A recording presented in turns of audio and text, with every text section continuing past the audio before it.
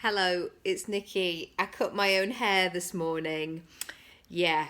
Um I am a frustrated hairdresser, it appears, because once I started, I couldn't stop. I didn't quite get to the Britney moment, as you can see. I've still got some. But, if this old thing doesn't work out, I might retrain and become a hairdresser. That wouldn't be a bad thing. In fact, I think I would enjoy it. I still stand by the fact that when I got my crimpers in about 1989, still one of the best days of my life. Amazing. That's not necessarily all I want to talk about today. I want to talk about how brilliant hairdressers are, actually. The fact that they have that skill, that expertise, that those 10,000 hours. And I see this a lot in terms of business and in terms of people who are selling services.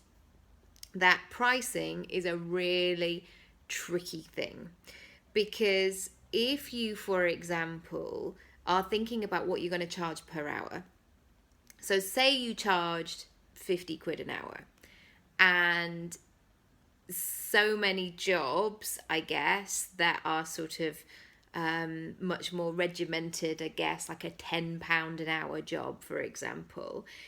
If you're thinking in your head of how you're going to sell that £50 per hour, it may automatically make you feel like, oh my goodness, who am I to charge like 5 times the amount that somebody else might get? Like it brings up all kinds of emotions like, oh, I feel terrible. I don't know if this is going to be the thing, and all this kind of stuff. So what happens then?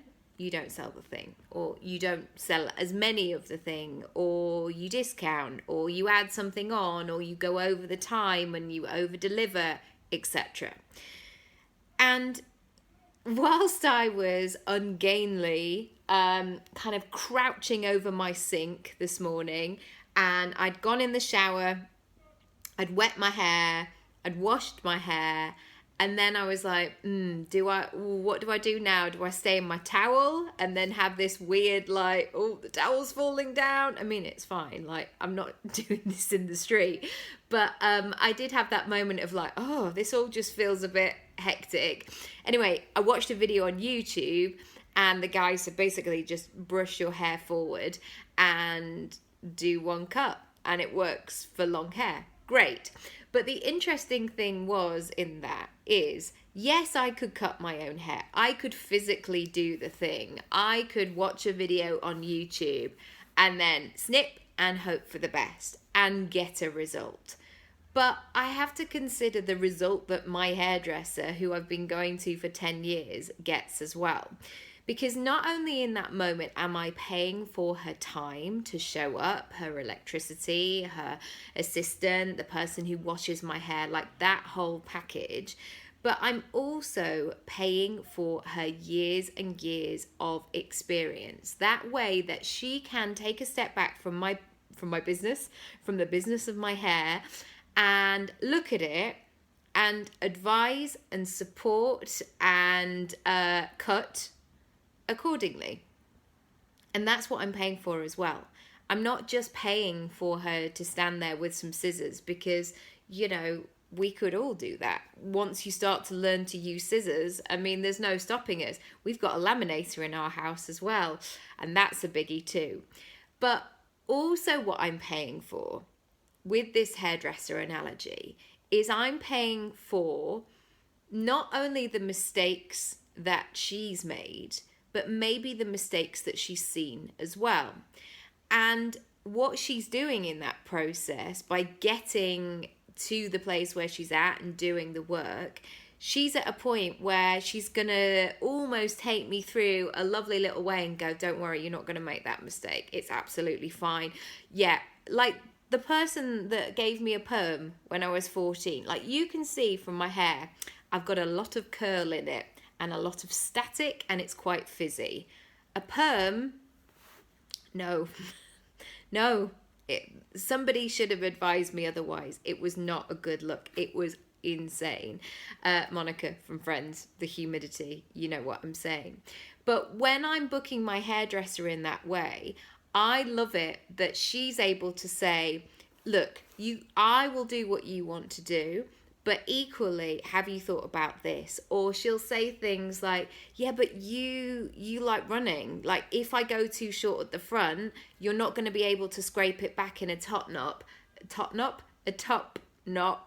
and it's going to really irritate you. And I'm like, yes, Rebecca, you're right. It is going to irritate me.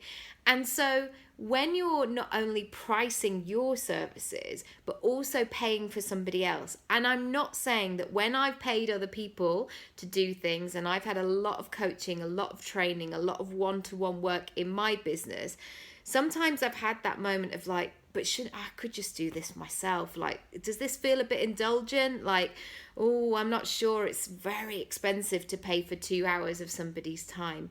Yeah, but you're not just paying for that time. You're paying for those rewards time and time again that are coming your way. So has that been useful? I would love to hear your thoughts and comments and where you struggle with in terms of your pricing. And when is that moment? And I'll tell you when it is, or we could have a conversation about it.